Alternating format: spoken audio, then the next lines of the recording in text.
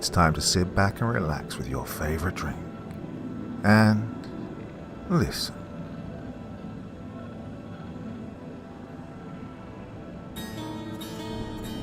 Arizona, a state of great contrasts, home to one of the world's greatest natural wonders, and also one of the largest cities in America, as well as being home to many stories of nightmarish encounters in the mountains and on the highways, as we will see in tonight's collection of 4 stories. Angels of Darkness, Serpents of Light. I was driving back from the Easter Sunday gold mine. That's somewhere between Bisbee and Douglas, a few miles north of the Mexican border.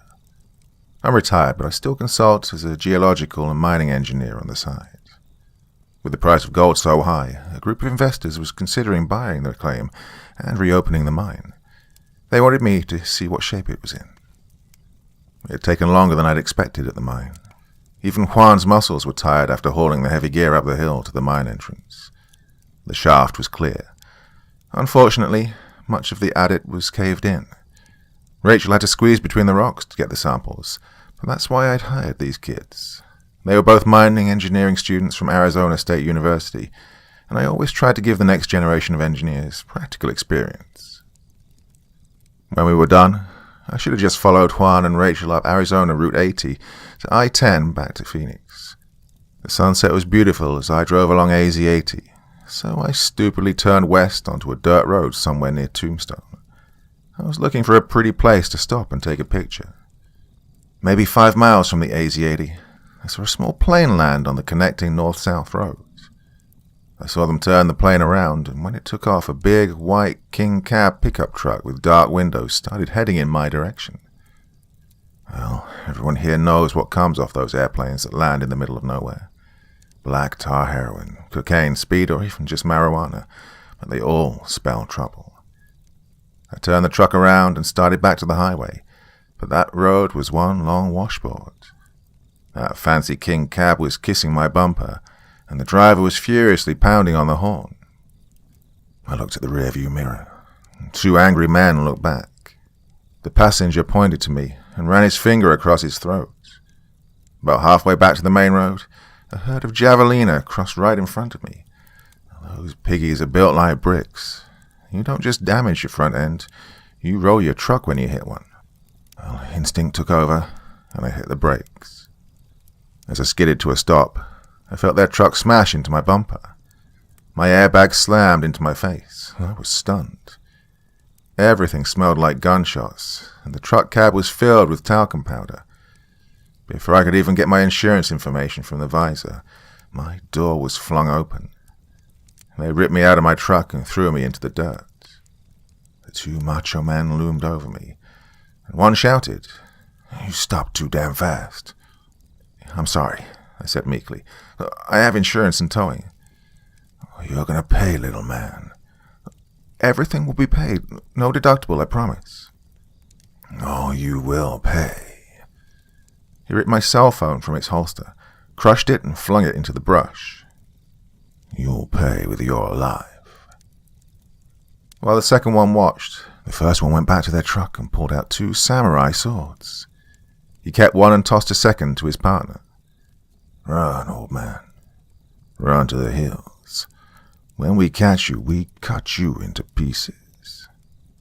Well, I ran for my life, as they herded me further and further away from everything that I thought might be able to save me. They drove me away from the road and up the hill, whooping and laughing behind me. I had one chance, and it required me to run them to death. Those brawny mustachios saw me as just a skinny old man they could slice up for fun. But I'm a vegan, and I run 5 miles every day. As I ran, I silently prayed for help. I prayed to the Virgin, asking her to intercede with the Father because I needed my prayers answered mighty fast. Oh, the course got harder as I ran up the hill, but a voice spoke inside me. It said that gravity and exhaustion worked even more on their nacho and beer guts than skinny old me. It also reminded me of another secret advantage: hiking shoes instead of their slick-soled cowboy boots. Oh, the further they slipped behind me, the more confident I felt. But then I got careless. I heard the hiss of a scared rattlesnake. When I looked down, I saw my foot going down on the back of a Mojave green rattler. Oh, the poor snake replied the way snakes do. With the speed of lightning, he clamped his fangs deep into my leg. Oh, his mouth felt like a bear trap. Then he let go and slithered away. Oh, the snake didn't wake up and decide to bite me. No, I was Godzilla destroying his Tokyo. Because he'd used up all his venom on my leg, he was probably going hungry tonight. Still, I was terrified. Everyone knows Mojave greens are the most venomous snakes in North America. I had nobody but myself to blame for letting my grandkids talk me into those fancy Gore-Tex hiking shoes instead of my old cowhide boots. But that didn't take the pain away or make the venom any less deadly. I begged to St. Barbara, the patron saint of miners, to intercede for me now. My family had trusted St. Barbara for generations. Every mine they began always had a statue of St. Barbara placed near the future tunnel portal during the groundbreaking. I did the same, and had a sterling silver St. Barbara medallion that had been blessed by Pope John around my neck. My daddy had taught me a prayer he'd learned as a boy from his daddy back in Czechoslovakia, and with all the might I had, I prayed it now. Oh, St. Barbara, you who opened your mind to the light of faith through the work of reason, pray that my mind and heart might be ever open to truth, and I may embrace it with all the strength of my soul.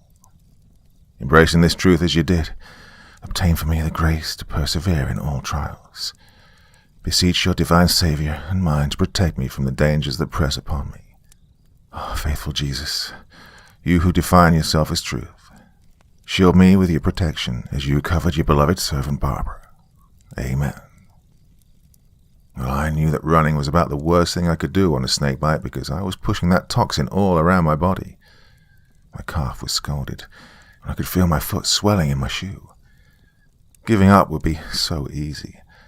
But that voice inside me said I had a wife, children, and grandchildren. Pain or not, I had to keep running. I could hear their curses behind me. Every breath was a fight. Finally, I stumbled, fell, and couldn't get up. There, I would die. Instead, something incredible happened.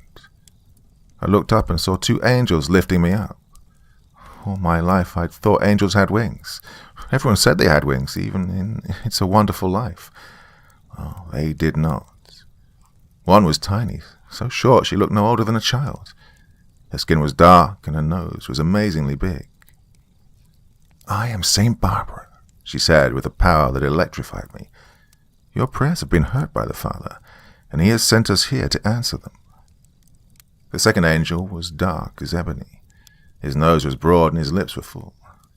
I'm St. Augustine of Hippo. You've lived a good life and not returned evil for evil. But pacifism in the face of a grave wrong that you can stop by violence is a sin. It's God's will for you to defend your life and stop their sin. How? I asked. I can't even walk. Those that fight with you are more than those that seek your life. You'll be strengthened to make it possible. Look at your adversaries and behold. I glanced behind me and saw two other angels. One had a great sword of fire, and the other wielded a spear of lightning with both hands. God sent them to hold back Satan's legions. I looked beyond them to the drug mules and saw two forms. They were dressed just like the four angels. One was a tall man that had a perfect blonde Aryan face and cold, heartless eyes that thousands of SS Death's head troops only could dream of. The other was a petite Oriental woman with a demure face and that beautifully thick and black Japanese hair. I looked at them in astonishment. Those are demons. Well, aren't demons all... Only in art, said St. Augustine. Satan transforms himself into an angel of light. So do his disciples. They make good look evil and evil look good. Soon I could see my trunk. The door was still open, and the angels threw me in. We'll have to leave soon, St. Barbara said. God loves you and loves your dear wife Maria. Her prayers bring delight in heaven. put the key in the ignition, turned it, and absolutely nothing happened. The truck wouldn't turn over. I knew the fuel pump shut off because of the accident, but I didn't have time to start poking around for the reset switch. So out of time, I grabbed the truck gun I kept under my seat. It was an old pistol one of my sons gave me. Genuine made in Bulgaria, and Bubba had spray painted it baby poop green, but he'd bought it dirt cheap and it always went bang. Now, I didn't want to kill. I was a sissy vegan that never shot anything but paper and pop bottles in my life. But the voice of St. Augustine thundered through my whole body. Their wrongdoings compel you to wage war against them. You must defend the life of all their victims, even though it be through violence. If you do not, the sin will be upon you for defying God's will to prevent far greater wrongs. The sin will be upon you for defying God's will to prevent far greater wrongs. The first narco bandit to the truck was the one that had tossed me out earlier. He opened up that door again. Was he ever surprised when I swung that gun up and cancelled his ticket? An even more horrible surprise happened next. That sweet little Japanese girl smiled, showing long teeth as she pulled the soul right out of him. His soul glowed a dull yellow, and his face filled with sheer terror. The universe behind him whirled, opening a spiral vortex in the ground. I could see the flames of hell. Thousands of tortured souls screamed and scrambled desperately to escape. She pushed them back as tentacles snaked out and dragged that drug runner down to the pits of eternal torment. Then she dived in and sealed the door behind her. Nothing I'd ever seen or heard could have prepared me for that. Stay focused, St. Augustine said. Keep in the now. Focus on what you need to do next. The second drug runner had shock in his eyes. I leveled the heavy gun at him. The Nazi silently waited. If I killed that cameo, I'd be condemning him to a hell that was more awful than my worst imagining. And so I said, drop it. The demon's ice-cold blue eyes met mine, a smile on his face. Kill him, he roared. The narco raised the sword, yelled, and tried to hack me in two. Fire, St. Augustine thundered. And I did. I emptied the gun into him, and he landed near my feet, gurgled and shook a couple of times, and then bled out. I put my hands over my ears and closed my eyes as I turned away, knowing what was next. Nothing could block out the shrieks of those damned souls. Their pain and suffering bored right through my skull like 1,000 dentist drills. I collapsed to the ground, crying. I just killed 2 people. Worse, I damned them for eternity to a hell more awful than I could ever have believed. You only did what God wanted to be done, said St. Augustine, standing before me. You need help, St. Barbara said. Call an ambulance. How? They smashed my phone and threw it away. By now I was sobbing, broken inside. She pointed at the phone hanging from the bullet-ridden corpse in front of me. Use that one. Well, 6 plus P hollow points in the chest messed him up bad, and I never was good around blood and gore. I didn't want to touch his body, but St. Augustine took me by the hand. It's no good. It's locked. Use his thumbprint. He left it behind. Somehow I managed to hold his hand up, unlock the phone, and call 911. Suddenly, I was alone. Oh, my pain was indescribable, and I was struggling to breathe. I passed out. I came to in Copper Queen Community Hospital in Bisbee, my sweet wife by my side. The doctor told me I was lucky. There were 2 types of Mojave greens, the common deadly one and the rare but milder B type. That was another miracle for a fool like me. Well, thanks to that blessing, I even got to keep my leg. When I tried to explain about the angels and the 2 demons, the doctors told me that the snake bite had made me hallucinate. The hospital padre listened to my story politely, a look of skepticism on his face. Keep your vision sacred and private, he said. In other words, don't tell anyone or they'll think I'm loco. Eventually 2 cops came to the hospital and took my statement. They found almost 50 kilograms of fentanyl in the drug runner's truck, enough to kill everyone in the whole state of Arizona 5 times over. I told them everything that had happened, including the angels, but they too shrugged my experience off. Both the doctors and the police were unscientific in their pronouncement.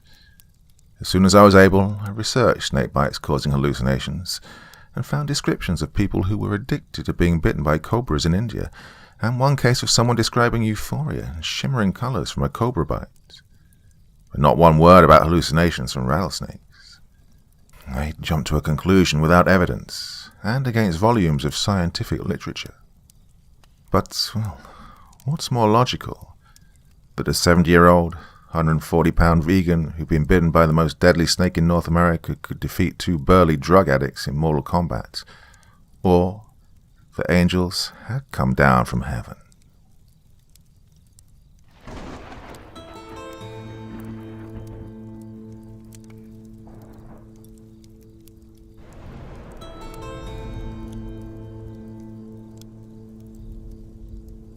I've seen some unsettling things as a truck driver.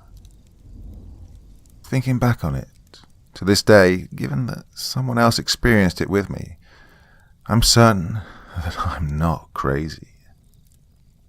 I was traveling through Arizona late one night because I had an early morning delivery, and chose to drive overnight because usually there's less traffic, and as long as you don't stop too frequently, you can usually get farther driving through the night than during the day. I'd recently got a dog, which I'd named Banjo. Yes, it's my favorite instrument. Well, I'd picked him up from the animal shelter where I live, and he's a great dog for the road, and an excellent navigator. Dogs also seem to have an innate sense for when things just aren't right, which plays into this story a bit later. Well, I'd been driving for about 9 of my 11 hours, and was set to arrive at the customer in a little over half an hour, leaving me plenty of time to drop and hook, then find a place to get some shut-eye. Well, I did not arrive to that customer at the appointed time. I like to think of myself as a good-hearted person, which is why when I saw a car on its side off to the side of the road, frame and metal twisted, I pulled over to check and make sure everything was okay. Pulled over, set the brakes, hopped out, and put on my emergency reflective triangles, then immediately rushed over to the car. Banjo began to growl very subtly. The driver's door was blocked against the ground. The windshield was smashed but not completely shattered, no doubt thanks to the laminated glass used for front windshields. There was blood all around the driver area, and possession strewn all around the car. I walked round to the other side of the mangled vehicle and saw blood dripping from the passenger door and onto the ground. Nobody was in sight, and I couldn't see any footprints or blood trails with my flashlight. Well, I immediately called 911 afterwards, gave them the location, a description of the scene, and told them I couldn't find the driver, but that there was blood leading off the vehicle. And I kept searching around until finally I saw the emergency lights. I walked over to the officer's patrol vehicle, informed him in more detail as to what I'd seen, and, being that the ambulance they called was still some time away, we decided to search for the driver of the vehicle. Although Arizona is an arid climate, it still gets very cold at night, and there are many things out in the desert that remind you that out here, you're not on top of the food chain, so it was vital that we found the driver. We began branching off in a V-shaped search pattern. He went left, I went right. We stayed just close enough that we could use the faint speck of a flashlight to signal if one of us found the driver. Well, about 5 minutes went by. I hadn't found the driver yet, and the officer hadn't signaled with his light either. Then I heard a very faint noise. Couldn't tell what it was at first, but it subtly grew in intensity. It was the most ominous sound I'd ever heard, so much so that I can't even begin to describe what it sounded like here. After about 10 seconds of listening to this sound and feeling the adrenaline kick in, I could hear my dog barking like mad back at my truck, and then a woman scream. The officer must have heard that too, as we both pointed our flashlights at each other and ran to meet in the middle. When we linked back up, he asked me if I'd heard the scream, and I informed him I had. I looked down and there was a bloody footprint on the ground, leading further into the desert. It was definitely recent, The blood hadn't even begun to coagulate yet. We began hastily following the footprints. The more we followed, the more blood we saw.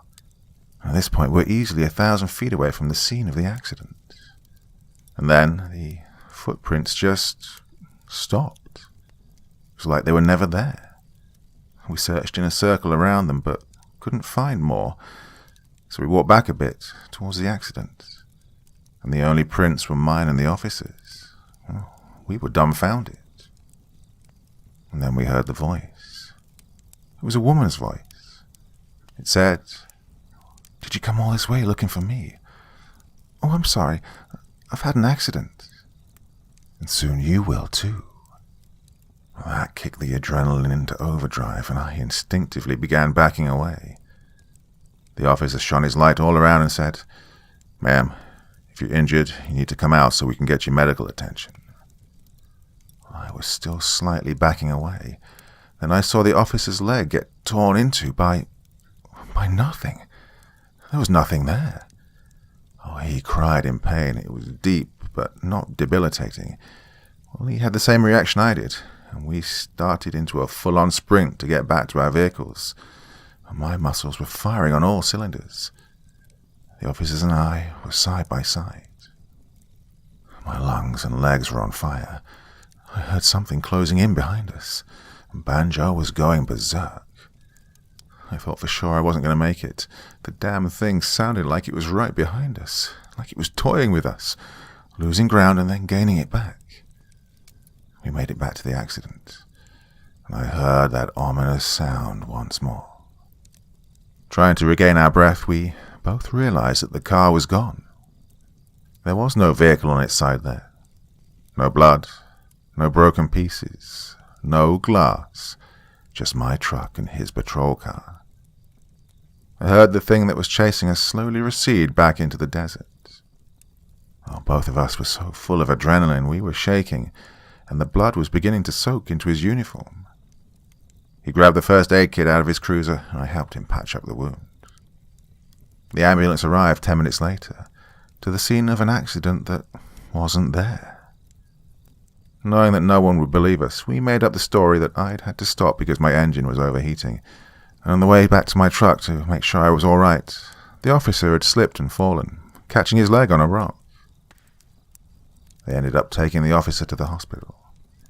I found out later that when he got there, it was like he had an infection. They had to remove the infected tissue, and he ended up needing 22 stitches afterwards.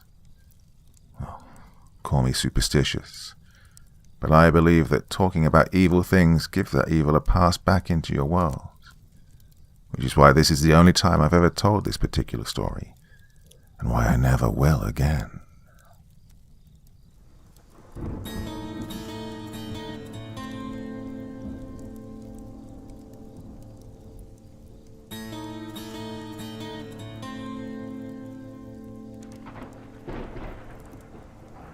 Ash Fork in Arizona. Intelligence Report 5421/1B. Attached to evidentiary review of Incident 5421 in the state of Arizona. Lieutenant Brooks submitting supplemental information for case file. The following is a transcript of an audio file recovered from the Caldwell residence after a thorough search of the premise's basement.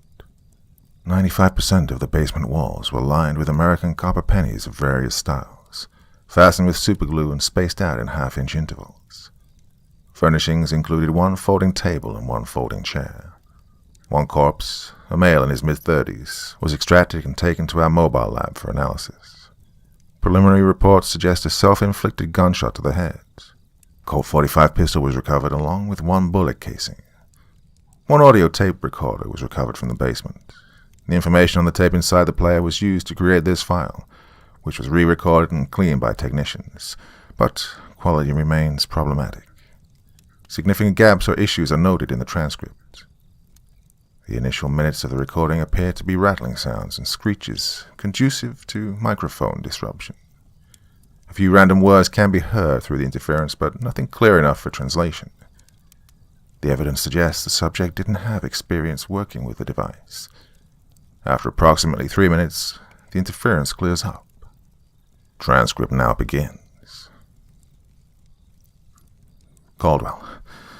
My name is Joseph Caldwell, for the record. I've lived in the town of Ash Fork in Arizona for most of my life. Not that I'm bragging about it. Small town next to a major highway. You know how it is. Well, we get a fair share of the tourist trade and business from travelers on their way to bigger cities and state parks, but you don't care about that stuff. Let me... There was a clear editing cut of indeterminate length, and then Caldwell continues. Oh, crap, I hope I didn't just erase all that. Okay, well, to whoever's listening, you'll have to bear with me.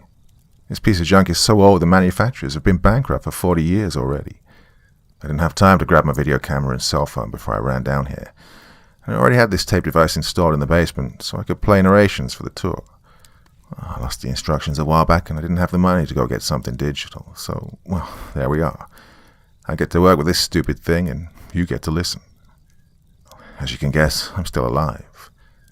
The walls are holding them at bay, for now at least. I can hear them outside, hissing like the world's angriest cats. It's what passes for language for their type. Not just in the stairway, but in the ground around the basement. You can hear them in the ground. How does that work? I want to believe they'll go away eventually. Chase easier prey. These things can't be all that patient, considering how quickly they can pounce on you. Then again, maybe they have all the time in the world. But not me. No, I don't know how much recording time I have, so I'll try not to ramble on and on. I'd really like to be drunk right now while I do this. Might take the edge off. But the beer's next to my camera, upstairs. Well, okay, here we go. You know my name and location, so I won't repeat myself. I might be telling you events you already know, or maybe this recording will get unearthed centuries from now. So I'll play it safe and assume you're in the dark about how things got to this point. A few years ago, we achieved a short-lived moment of pleasantness in our country's moods. The economy was doing okay. Healthcare had improved, and deficits weren't as sky-high as they used to be. The world wasn't blowing itself up, and the usual squabbles over abortion and immigration were down to dull roars. Well, no one claimed life was rosy, but life was improving. So naturally, someone had to go and create a new dilemma for the players in the 24 hours news cycle to get their tongues twisted over. Yep, the penny. That penny. The same ones you see covering the room. Honest Abe's immortal face stamped on copper plating and zinc. I might have close to 10,000 of them covering the walls. It took me days to glue them on. The penny room's what I call it, just in case the sign outside the house is gone. If you don't mind the smell of oxidizing copper and cleaning fluids, it's not a bad place to be. Of course, I never figured I'd be trapped in here. Anyway, it wasn't the first time somebody was arguing to get rid of the penny, but it actually worked this time around. The arguments were pretty good. That the penny costs more than 1 cent to make each, that the use of the penny slows down transaction time and hurts businesses, that inflation has risen so much that people treat pennies expendably, and that we are literally throwing money away. Vending machines have long since given up the use of pennies, so why not everyone else? But there were a few defenders, mostly allies of penny manufacturing, whose main argument was, wait for it, loss of jobs. Others said prices would rise to accommodate the removal of pennies, going from $19.99 to $20, for example. Oh, there were even a few wingnuts who claimed that eliminating the penny would hurt American pride and Lincoln's image. Yeah, like everybody really treated the penny with reverence. Despite what you might think, I was actually for penny removal. This penny room of mine, it's a gimmick, a way to add flair in a competitive tourist trade. Hey, everybody, let's go see the guy who glued 10,000 pennies to his basement. Yeah, it's stupid, but it worked. People did show up to see my penny room, and in enough numbers to matter. It was a way to earn extra cash since part-time sales work at a dying home appliance store didn't cut it. And besides, what else could you do with all those pennies? Once Arizona followed the Midwestern states and started prohibiting penny use, plenty of people around here were more than happy to donate their pennies to me instead of surrendering them to government reclamation centers. Now, speaking of the government, the feds mostly stayed out of the issue, allowing each state government to make up its own mind on the issue of pennies. Considering what I found later, it was definitely one of those times the government should have gotten involved. Anyway, The anti-penny movement started in the Midwestern half of the country and spread quickly enough to encompass almost all the states west of the Mississippi River within a year. Arizona wasn't declared penniless until 3 months ago, the same time I'd come up with the penny room idea. The government might not have cared about my room, but I did have to get my ex-wife's blessing, since the house was still half hers. She laughed in my face, called my idea typical Joseph idiocy, and said that I'd need more than pennies to sell my penny room. She still let me do it, saying that this would make us even for her own major error in judgment while we were married. And no, I'm not telling you what that was. Some things should stay private between couples, even if she's probably dead by now. I bring up my ex because she did make a good point. I needed something else for the penny room. A good haunted house isn't just goblins and pumpkins on the doorstep. You need sound and effect. You need a hook to draw people in.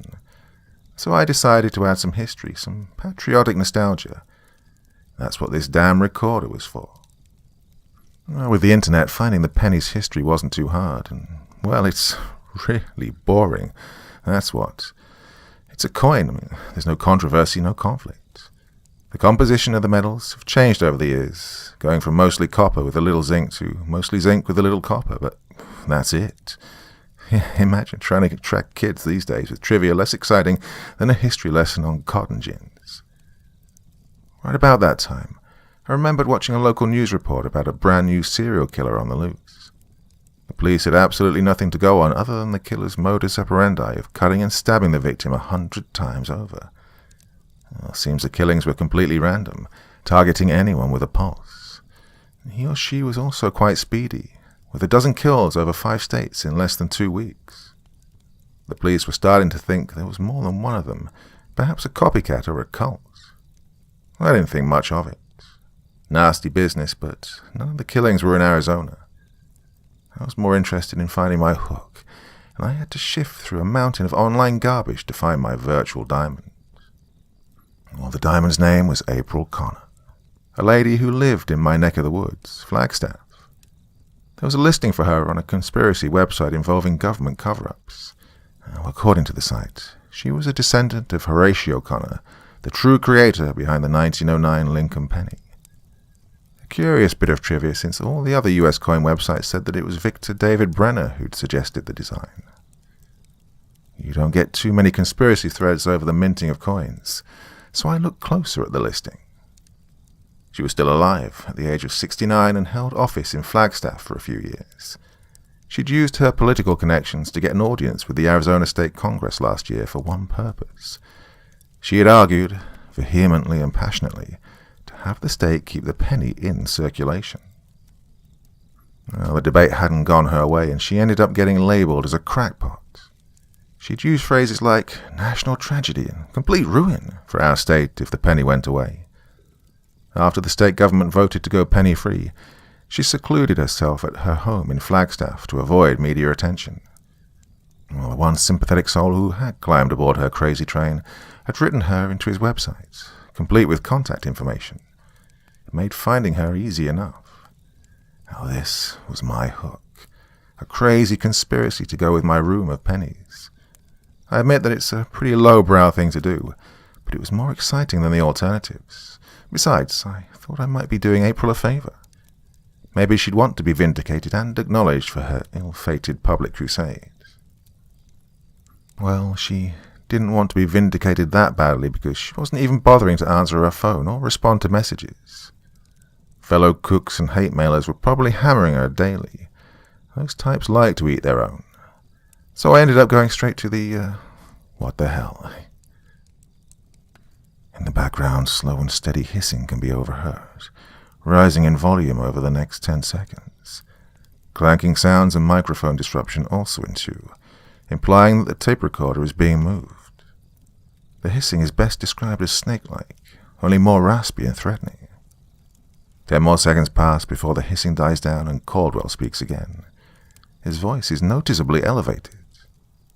Damn, I think I'm still safe. It's louder, the hissing. Used to be I could only hear the hissing when I got close to the walls, but right now I'm sitting in the middle of the room, and I can hear them. I don't know if they're getting closer or if more of them are arriving. Do numbers matter? Yeah, numbers matter. They always matter. Dumb thing to say. Right. The story. April was incommunicado, so if I was going to get my hook, I was going to have to get persistent. After a week of phone calls, I drove down to her home in Flagstaff and presented myself in person. I think luck was with me that day because she was at home and surprisingly willing to open the door when I knocked. Dressed in a ratty-looking bathrobe and matching slippers at midday, she had this sunken look to her otherwise pleasant face that suggested either great fatigue or great sickness. Her grey hair was all over the place. Oh, you should have seen me roll out the charm. I didn't think I had that much charm in me. My ex-wife would certainly never have believed it. I apologized in advance for disturbing her and said that I was doing a book about the history of the penny and that I'd like to pick her brain about her grandfather. Well, I fully expected her to tell me to go jump in the little Colorado River and slam the door, but she didn't.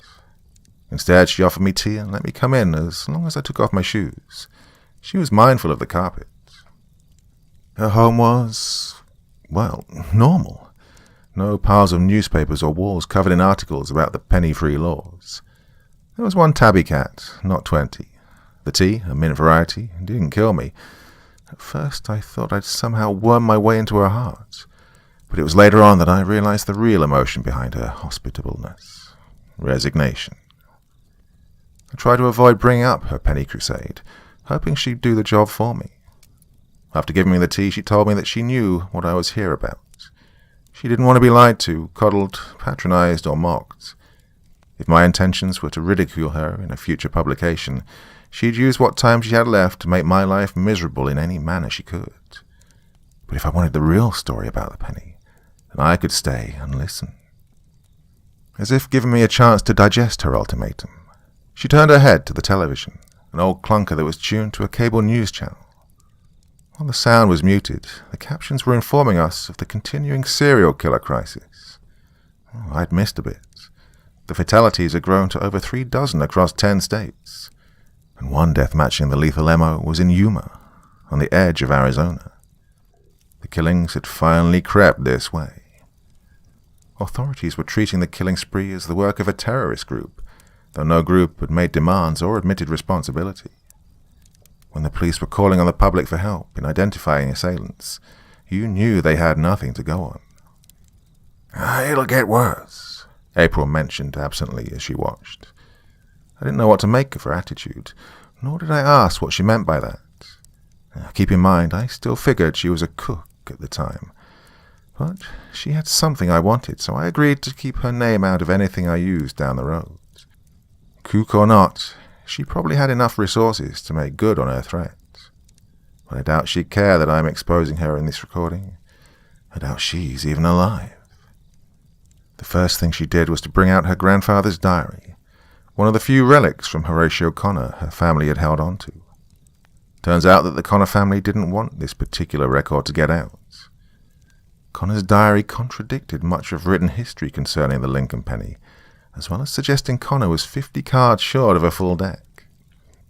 Yet April took all his words deathly serious. We read the pertinent passages together, those ones from 1908 to 1910, so that I didn't have just April's word to go on. Back in 1908, the current Secretary of the Treasury, Franklin McVeigh, had approached Connor in secret with designs on the new penny. Brenner had been officially commissioned for the job, but Connor's artistic eye and experience in the minting presses was slightly superior. If he could make a better Lincoln penny than Brenner, he'd get the acclaim. McVeigh was hedging his bets on getting the penny perfect, though he never explained why to Connor. He just paid him the same wages as Brenner and kept the deal silent. Using Abraham Lincoln's visage was a given, but they needed a perfect image, something that left no ambiguity and which people could rally behind. Most people saw Abraham Lincoln as a hero of the country, and even in the South, enough people respected him that the government believed the new design would meet little resistance nationally. Lincoln's legacy was also reasoned enough in the minds of the people that their belief in him would arouse more passion. That was important for some reason. Connor wrote about how rushed he was to create the die-cast, that McVeigh was surprisingly stressed out about the project and was always looking over his shoulder.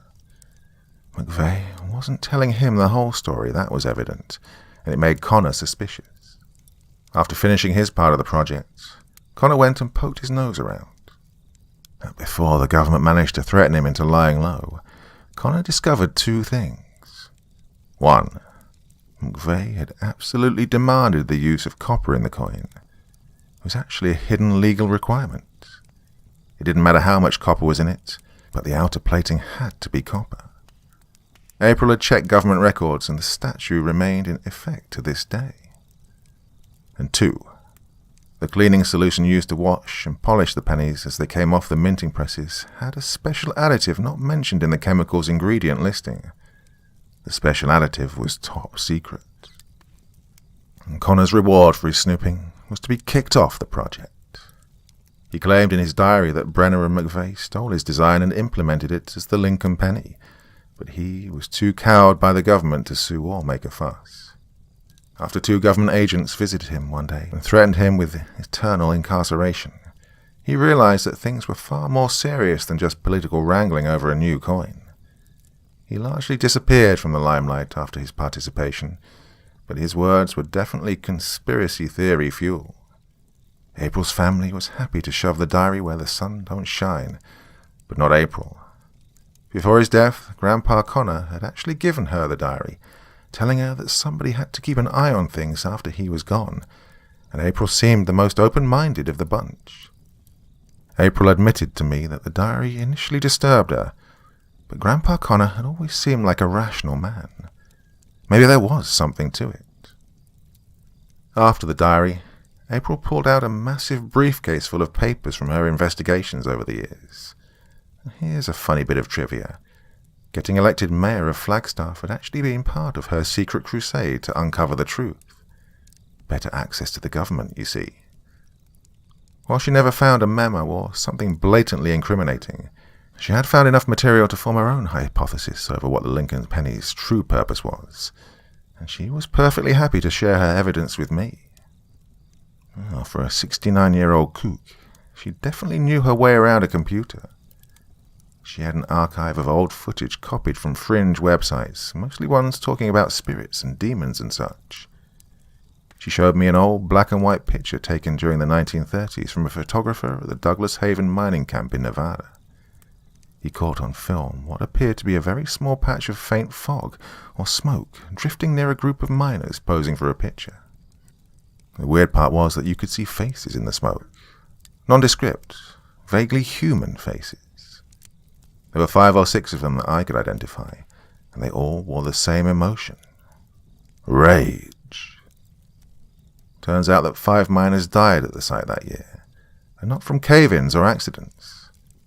Added security didn't seem to help, and while the authorities believed a killer was on the loose, the miners claimed that they had a vengeful spirit in their midst.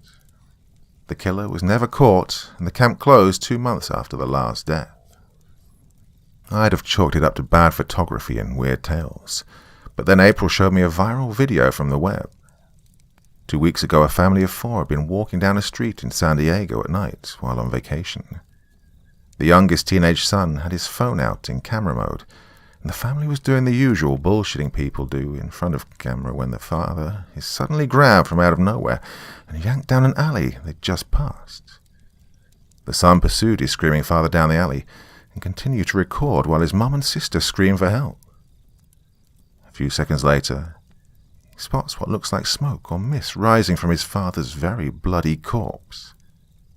Just before the kid shuts off the recording, the mist seems to form a wrath-filled face before dissipating completely. Most people dismiss the video as doctoring. I remembered it getting mentioned once or twice on the news, but I pooh-poohed it with everyone else. But that mist looked way too similar to the one in the mining camp photograph. I wasn't fully convinced of the connection until April showed me a dozen other photos, taken by various folks over the course of the last several decades, showing the same visibly upset mist. Time and again, each picture was taken before or after someone was horribly killed, usually stabbed dozens or even hundreds of times all over their bodies. Then she showed me records of similar incidents dated before 1909. She'd made a few charts to summarize her data. According to April, the number of deaths and disappearances fitting the killer miss description had begun to escalate from the 1860s onward. A settler would disappear or be found dead, and then a small homestead would be on the chopping block. A soldier might go AWOL for no reason, and then a patrol would disappear. Most of it was blamed on Native Americans, and the army would then conduct severe reprisals as a result. But by the turn of the century, most Native American tribes were relocated and contained, and yet the killings continued. They were escalating, in fact. But after 1909, the incidents all but vanished. There were still sporadic incidents, but maybe one or two every decade, as opposed to dozens every year. Well, guess what came out that year? Yeah, that was a bit of a leap even for me. The penny was stopping a killer mist. Does the quarter keep away zombies too? I was almost back to considering April a kook when she read a statement supplied to her by a Navajo chieftain she'd interviewed 15 years ago. The chieftain was the great-grandson of Great Black Bear, a Native American who'd been invited to a clandestine meeting with some federal officers back in 1905. When the U.S. Army had found itself unable to stem the killings in the West and realized it wasn't Indians, they'd finally turned to the Native Americans for help in identifying their enemy. In exchange for some concessions that unfortunately didn't last long, Great Black Bear told them the unsettling truth. April gave me a copy of the statement from Great Black Bear. Let me read it to you now. In Navajo, they are called Anaye. In Zuni, they are the Atassia. The Mosopelea call them Yeho. It all means the same. Demons. There have always been demons here. They are spirits that wait in the shadows, spirits that hate the living. Why they are here, where they come from, no one can say. They thrive in the dead places where nature has faltered and withered. Are they created in those life voids, or are they merely attracted to those places? No one can say. Just like famine and tornadoes, earthquakes and fire, they exist. No knife can harm them and no arrow can touch them, but they can kill you with impunity. They have to be repelled, you see. Most of the trinkets and songs and prayers of our tribes had the power to keep the demons at bay. The faith of our people was encapsulated within our culture and our totems. The totems kept the power even when our chants were silent, driving the demons away from the living. They were small things, easily broken and forgotten, but they created powerful ripples in the spirit realm that no demon could overpower. But the tribes are faltering, their numbers dwindle, and the children are not allowed to practice their culture. The white man has his faith, but it's not a faith the demons recognize. The white man prays, but their prayers are divided and conflicting. There is no unity, no acquiescence to spirits or the land. White man creates more dead places, and the demons grow numerous. White man ignores the demons, and they grow stronger. If white man continues down this path, the demons will eventually take you all. No gun will hurt them, and no wall will impede them. They will come. And that's the gist of what he said. I guess our government listened, but rather than attempting to tell millions of citizens that they had to change their ways or else they'd be done in by killer spirits, they came up with an alternative. If the Native Americans had used totems that kept the spirits at bay, why couldn't we? If our religious symbols couldn't hack it, maybe we could invent a symbol everyone could get behind, something everyone could carry around in his or her pocket. Something most Americans could believe in, that enough people would believe in to make it work. If there was a herb that the Native Americans cultivated, one every single tribe maintained or traded for, if it's in botany books, it's under a different name than what we call it. According to Great Black Bear, the government codenamed it Danake, after the type of coin you give the ferryman on your way to the land of the dead. If you wanted your totem or trinket to send away the demons, you needed to rub the oil from the herb all over it. April told me that. Through her contacts, she had learned that the federal government managed to cultivate the herb while their scientists studied it for an applicable use. That's how they discovered that Danake bonds with copper. You know, if the government had been more honest about the whole Lincoln Penny affair, maybe we'd be okay right now. I mean, these things are coming out in waves. They're everywhere now. Everywhere the penny isn't. I guess they've grown a lot after a century of civilization wreaking havoc on the environment. Once the penny's good vibes started to fade away, there wasn't anything holding them back. I saw videos of cops and soldiers emptying their guns into the things, but the spirits would just fly right up to them, and then there'd be blood spraying all over. Every part of the spirit turns into a jagged blade, and they stab you all over. Oh, the bodies, everywhere, all over the news. Blood and bodies. Oh, by this point I wasn't sure if up was down or left was right. I definitely didn't know who was nuttier, April or me for listening to her. As to how the penny could ward off the spirits, considering that no one would believe in them as spirit charms. She had an answer for that too, though she admitted that it was just her own theory. I mean, how do you even test out an idea like... The next segment of the tape has experienced severe degradation.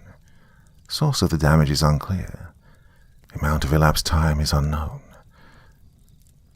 The subject appears to be in an agitated state when recording resumes. Jesus, okay, I'm still here, still recording. Jeez, I'll record as long as I can, but that's not going to be much longer. I don't want them getting to me. Please, God, I do not want them getting to me. I just saw one push through the north wall. The thing, it's just like the pictures, all smoke and anger. The hissing gets louder when they try, but they can't get through, not all the way. They're trying, though. Good God, I can see them pushing and thrashing at the walls, at the ceiling, at the floor. I'm sitting on top of the table now. Can't put my feet down. I don't know how long the table will support me. It's a cheap one, and I'm not that small a guy. Maybe I should have seen this coming. It's what April told me before I left her house. Fancy herbs and national icons are all well and good, but positive energy is what keeps the charms active. Not belief. April was adamant about that. Well, belief helps, but it doesn't solve the problem. The sun comes up no matter what we believe. The seasons change no matter what we believe. It's not belief, it never was. But good feelings, they are the things that radiate. Feeling good about an icon is what does it. The Native Americans felt good about their culture, so their charms worked. In the penny we found our own national charm. Individually they were small change, but when you have billions upon billions of small change, it adds up pretty quickly. Those spirits could only get through where the wards were at their weakest, and they were at their strongest. And it worked for decades. You know, if the government had been more honest about the whole Lincoln Penny affair, maybe we would be okay right now. I mean, these things are coming out in waves now. But this is our government, you know, more concerned with appealing to their voters, me-first mentality than suggesting that we might need a course of correction. Besides, who'd believe that the penny was keeping a spectral invasion force in check? Hell, does anyone in the government even know the truth any longer? The eastern half of the country should be okay. They still have their pennies in circulation. But seeing that the spirits are starting to bust through my defenses, maybe it's like what happened to the Native Americans. When you have fewer people, your charms don't work as well. Now, if it's all the same to you folks listening, I'm not the type that likes to record his final moments. I've got a gun with a full mag, but bullets won't do diddly, at least not to them. Just tell this story to anyone who can do something with it. Tell my ex-wife, if she's still alive, that I had a good idea for once. And if you can forgive the cheesiness of my final words, just make sure to keep a little change in your pocket. It might do you some good. Recording ends.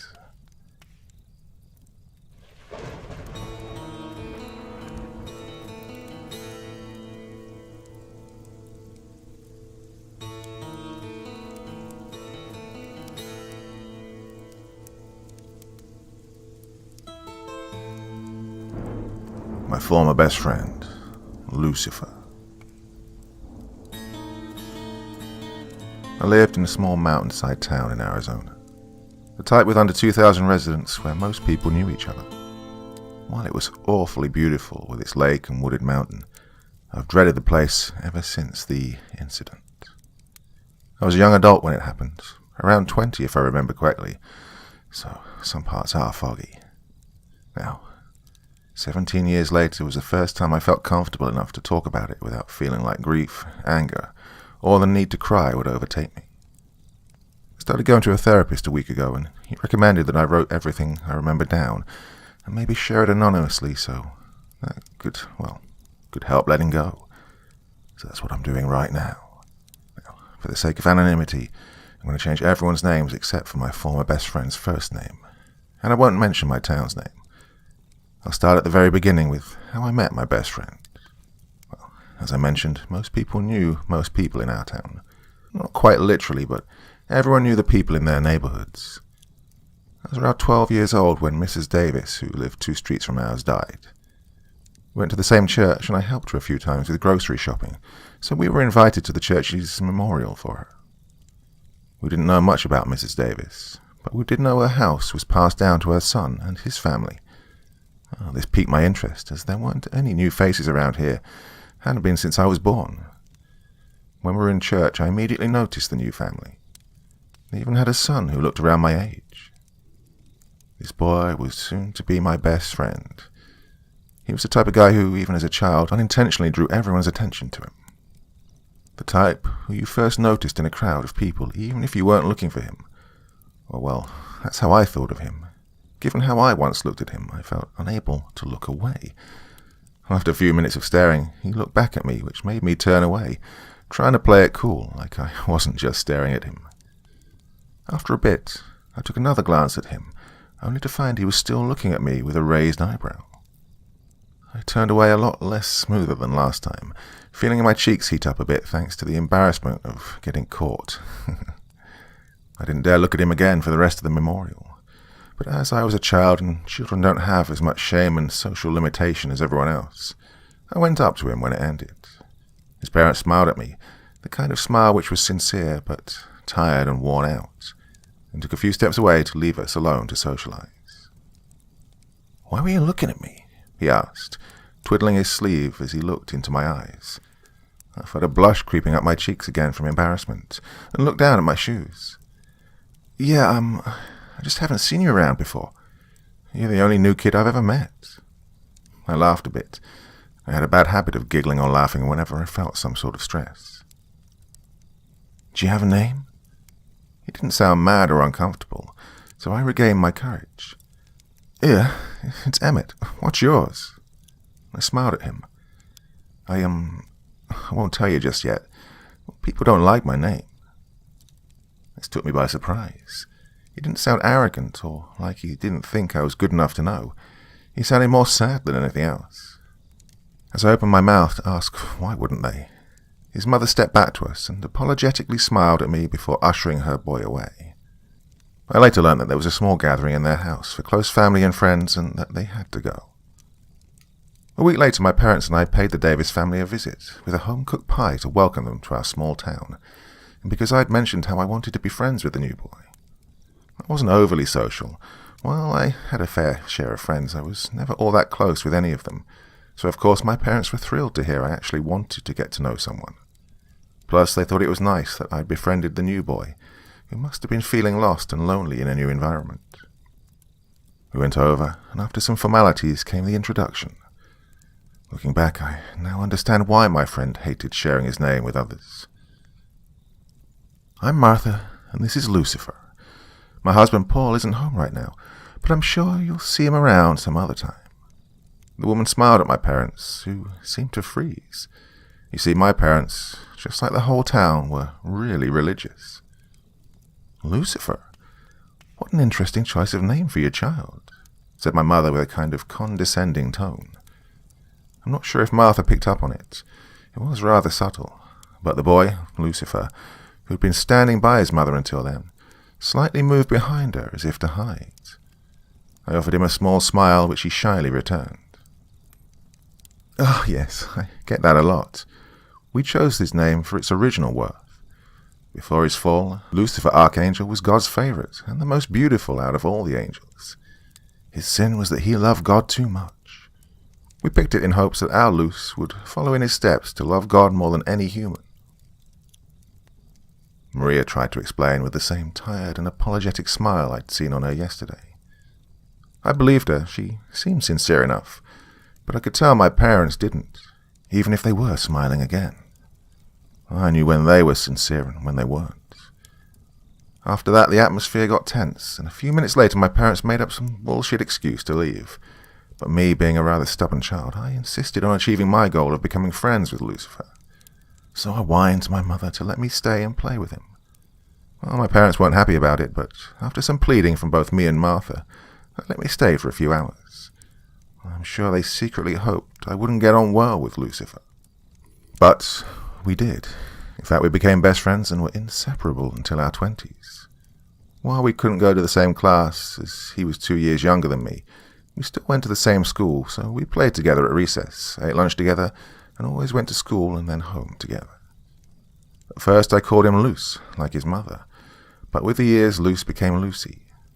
It started out as a joke, but after a bit it grew on me, and I started calling him it unironically. The first time it happened, it earned me a laugh from him, and I went red with realization and embarrassment, but he said he liked Lucy, if it didn't have a teasing tone to it.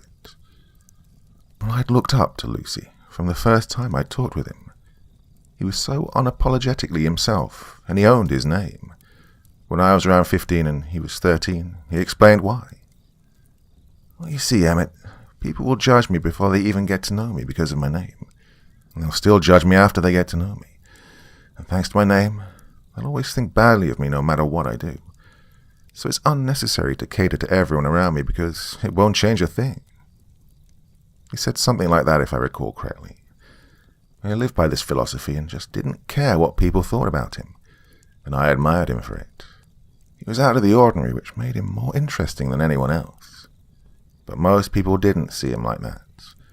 Like you said, they judged everything he did, and even if the kids slowly warmed up to him at first, they still kept their distance, and the adults didn't give him a chance. The older we got, the meaner the kids got with him. He was never outright bullied, though. He was just outcasted, and a lot of rumors spread about him. He didn't mind them. He even found entertainment in some rather radical ones, like how he was the Antichrist, or how he brought a curse on the town when he moved here. I, on the other hand, got frustrated with all these lies, and for the first year I tried defending him to no avail. I stopped after he asked me to. He was perfectly capable of defending himself and standing up for himself when he needed to, but he knew fighting the rumors would be like tilting at windmills.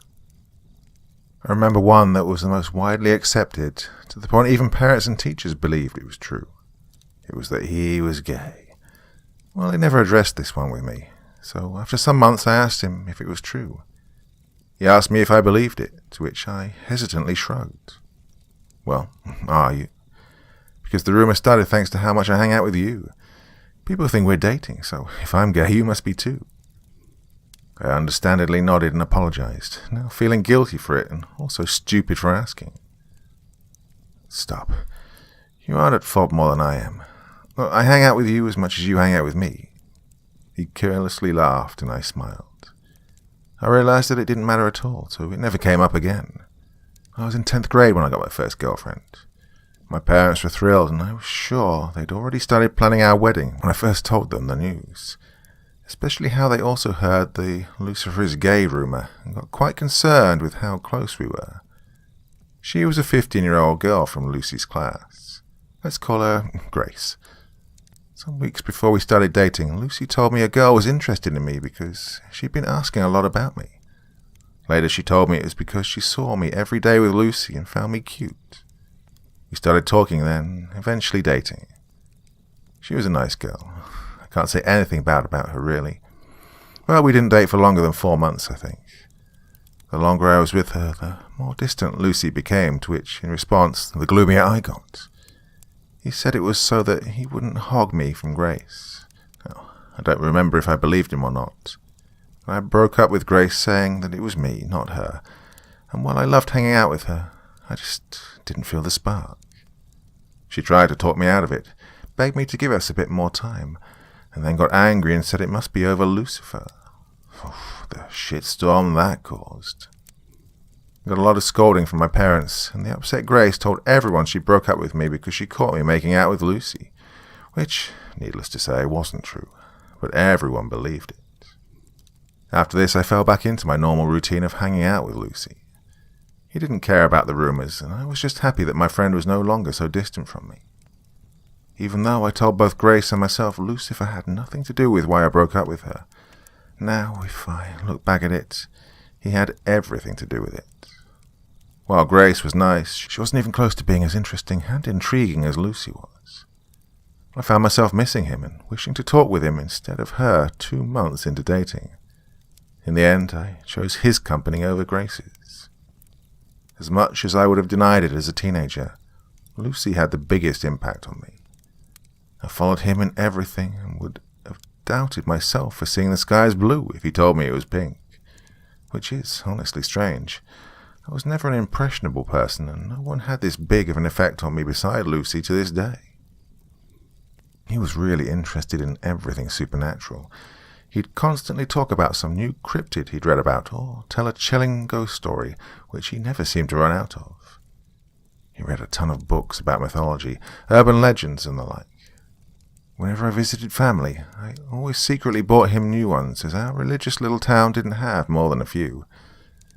After a bit, I found myself also interested in the occult. Lucy also wasn't a Christian. He once told me how he thought the Bible was bullshit, and that he didn't want to believe in a God that is as cruel as the Christian one, which is kind of ironic with his name. At the time, I took major offense to this, but after listening to his reasoning, I couldn't help but agree with him, and then on I loathed going to church and no longer prayed, just pretending to do so. I can't determine what religion Lucy was part of. He seemed to believe in something new every other month. But if I had to categorize him, I'd say he was some sort of polytheist pagan who believed in every god but in no church. I always prayed with him to some new god he liked, or did some ancient ritual he just read about with him. It didn't matter that I didn't necessarily believe in any of them. I did it because it seemed important to him. Well, now that you know all the basics of my friendship with Lucifer and his personality, I think I can get into the incident that happened. Even though our town was religious, it still had its fair share of urban legends. The most notable one was the man who took children. Now, in a nutshell, the man who took children was a crazed man living in the surrounding forest, who lived off raw flesh, and who attacked and then ate children who went too far into the forest alone, especially at night. As teenagers, we knew it was only created to scare off the children from going into the woods, getting lost and dying either from a wild animal or hypothermia. Or, well, that's what we all believed. Lucy wasn't as interested in it as I would have expected. He simply said it must be a Wendigo and left it at that. I think he was afraid of it, even if he wouldn't admit it, and we agreed it was a made-up tale. He never went into the woods at night, and he wouldn't let me do so either. Not even when I wouldn't have been alone, as some friends would call me to go camping with them. I never ridiculed Lucy for believing in it, though, and I always complied. When Lucy turned 18, we went hiking. We did that a lot given how there wasn't much else to do in a mountainside town, but this was new because we went further than we usually did, and we went off the beaten track. After a couple of hours of walking, we got to a nice small clearing, which seemed to be the end of our made-up path. If you stood with your back to the mountain, there was an edge to both the right side and in front of you, so it was a steep drop on both sides. Plus the mountain behind was too icy to climb and too steep to walk up without problems. So we decided to stop for a bit before heading back. The landscape with the pine trees, the lake beside our town, and the small, sun-drenched rooftops and roads of our town were all beautiful. But after taking a look around, I noticed something. There was a bush on the edge of the clearing, but something was off about it. I got closer and was taken back by what I saw. The bush was decorated with small skulls. They looked like baby skulls, but not quite. On their surface were a lot of small circular markings which felt like the surface of teeth. I was about to gag when a huge migraine kicked in. The world went black for a second before I saw images flickering before my eyes. They were fast, and I was afraid of getting some sort of seizure caused by the constant light changes. Can't remember exactly what the images I saw were. I just remember them being very unsettling. Dead animals, the dark forest, running people, crawling maggots, and a faceless man is all I can call back, and even thinking about them now makes my head throb. I must have fallen because when I started regaining my senses again, Lucy was desperately trying to pull me up to my feet while saying we needed to leave immediately. After a few seconds, I managed to get up again, and we started hurrying back. It didn't take long until we heard a scream. It wasn't like any I've ever heard. It sounded like it had come from two sources at exactly the same time. One was a resonating deep howl, and the other was a high-pitched screech. We looked back and saw a thing sprinting towards us. Ever since the rumors and bad looks had started when we were young, I'd slowly developed this protectiveness over Lucy, so my first thought was about how I could save him. After taking some sharp turns in the woods, long ignoring the path, I heard him wheeze for air. While he was in shape, he wasn't cut out for running more than 2 minutes straight. On impulse, I stopped, making him bump into me, and pushed him into a fallen trunk that had looked big enough to cover him. I didn't give him enough time to say anything. Don't move and stay hidden until you can't hear me and that thing anymore. Then start running through the woods and don't stop till you're home, okay? I whispered to him before I started running back to the path, shouting and bringing as much attention to myself as I could, anything to get it away from Lucy. That was the first time I saw him cry and look so powerless. I ran for what seemed like hours with that hellish monster at my heels, when I reached a bigger clearing. As our town was a famous tourist spot for hikers, this clearing had a small building with toilets in it. You know, the kind which had 4 small toilet stalls, which looked like the ones in public schools.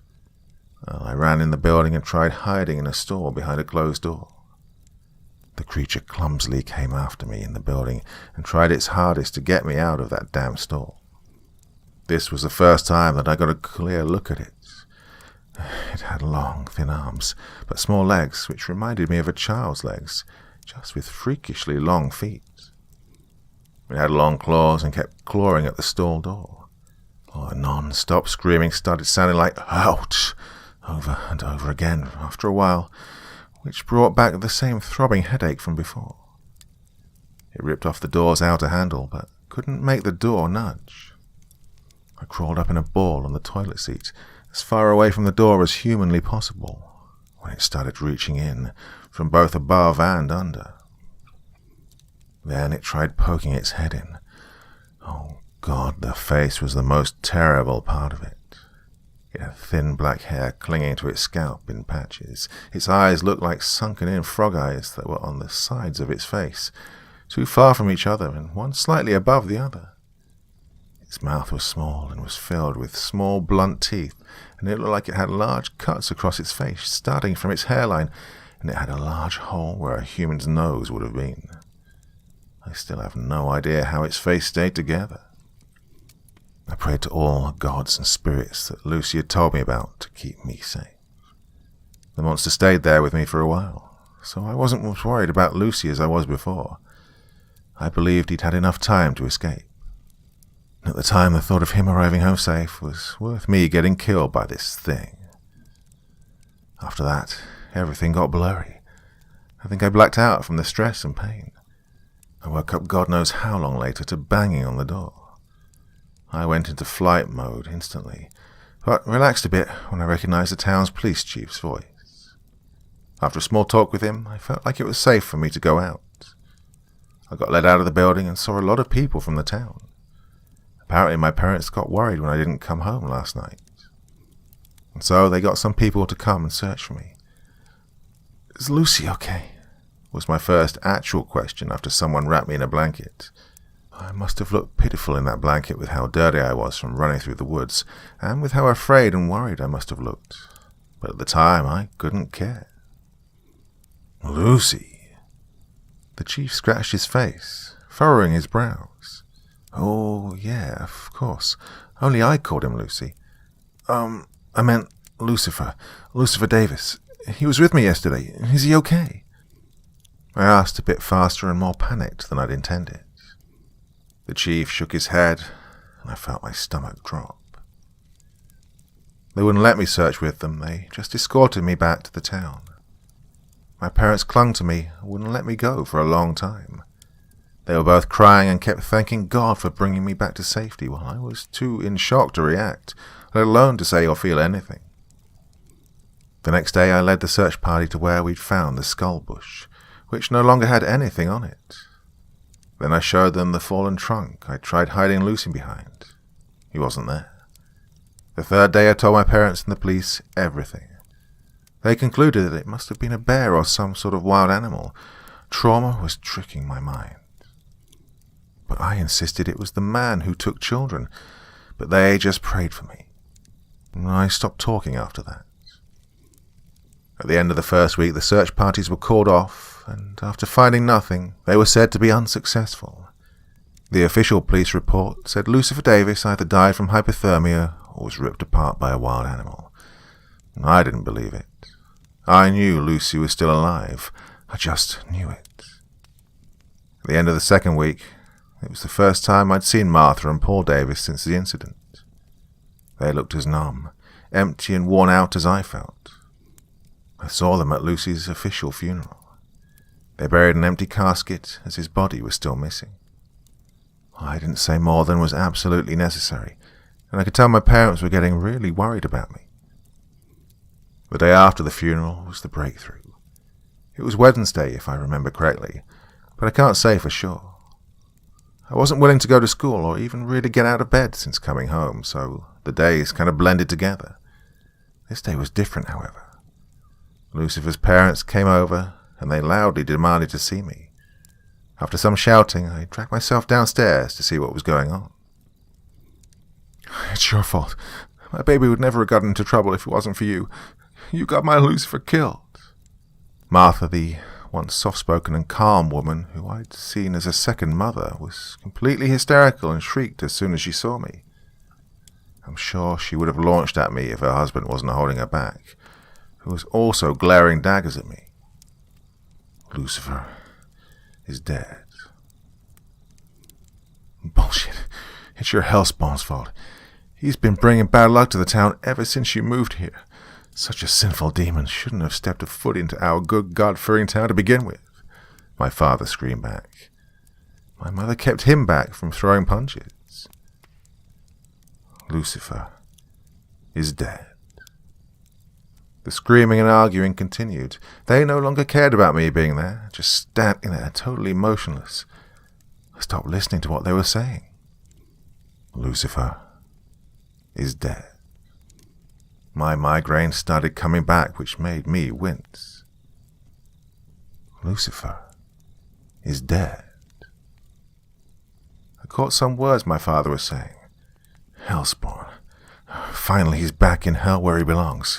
He deserved it. My son will finally be free. And demon," among other insults. Then I also caught the similar insults aimed at me, about how it should have been me instead of him. Well, my numbness was cracking as I felt the first emotion in 2 weeks. Anger. My blood boiled with fury. "Lucifer is dead." Slap. The room was filled with silence, like time had stopped, and all eyes were on me. I didn't even realize I'd moved and slapped my father, especially not as hard as I did. My palm hurt afterwards, but I paid no attention to it. With time, I also felt my blood freeze and all my anger go away. For a moment, I felt nothing again before realization hit me like a truck. My Lucy was dead. I loved him. I didn't think before I spoke. It just slipped out of my mouth. My confession took everyone, including me, by surprise. This broke me. How stupid could I have been, not even realizing I was in love with my best friend. And I never told him. I never told him how much he meant to me, and I'll never get the chance to do so. I felt tears roll down my cheeks before my legs gave out and I fell to the ground, bawling my eyes out. I screamed and whined and cried, not caring who could hear me. Such a deep sorrow and guilt took over me. I thought I'd die from the pain. I felt like it was my fault he'd died because I couldn't protect him. Martha was right. I should have died that day, not him. And now I'll never see his face again. I'll never go on adventures with him, or hear his laughter and stories, or do anything with him ever again. I was so sure he'd make it out alive. I didn't even say bye. That was the last time I spoke with the Davis family. They said nothing else during my breakdown and probably left soon after it started, but I didn't notice. They moved away 2 weeks later, and that was the last time I'd heard from them. I moved away a year later too. Where am I now? I still live in Arizona, where it's always warm and it never snows. I haven't gone hiking once in the last 17 years, and the only times I've gone back to my hometown is on Lucy's birthday to put flowers on his grave, which I do every year, and when my father died due to an accident. I still think about him, but it no longer hurts. It's just a kind of dull ache I've grown used to by now. I'm still interested in the occult, but I no longer believe in any gods. I've gone to college and work a full-time job now. I even tried dating, which didn't work out for the most part. I keep looking for Lucy in everyone I meet. I guess he put my expectations a bit too high. But I have been going regularly to this one coffee shop for the past few months before work. One of the baristas caught my eyes. She has the same dark brown eyes and the same shade of dirty blonde hair that Lucifer had. Her name tag says Abby, and she recognizes and smiles at me when I arrive every morning. I might try my luck with her. If things work out and I start going out with her, hopefully she wouldn't mind me calling her Lucy. Now, thank you for listening to my story. Oh, before I go, I want to confess something. I lied about why I started seeing a therapist. A week ago I started waking up in a cold sweat to that unmistakable 2-pitch scream. I could swear I can faintly see the monster's face in the corner of my room for just a few seconds after waking up, a bit closer each night. After that it's complete silence, and the only thing I can hear before the outside world's noises flood back in is a barely loud enough whisper from me to hear, which sounds an awful lot like Lucifer. It says, "Run!"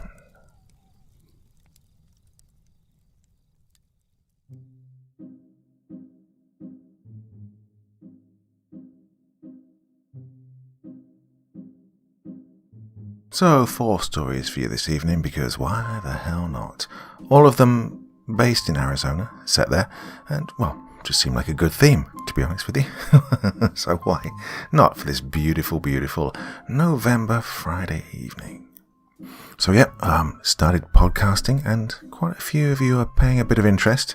If you haven't discovered them yet, then please head over Spotify, Apple Podcasts, and anywhere else you may care to find your podcast from. I'll be there for you. Wait. Now, in the first few weeks, I've been basically revamping stuff I've done here on the channel, but in forthcoming episodes, it'll be a mix of new stuff exclusive to the podcasts and some stories I've read here before, so hopefully that'll pique your interests. Well, that's enough for me for, what is it? It's Friday already, isn't it? Oh my god, what happened to this week? But I will be back again with you very, very soon. Sunday evening. What do you feel like? Let me know in the comment section below, and that will be your Sunday evening treat. Till then, my dear friends, very, very sweet dreams, and bye-bye.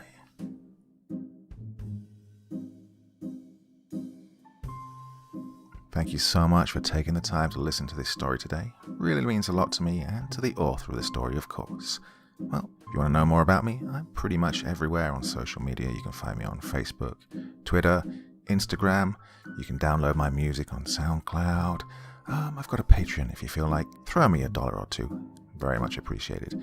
And of course, on Reddit, I have a place where you can leave stories if you want me to read one that you've written. Well, hoping to see you all again very soon. Till then, sweet dreams. Bye-bye.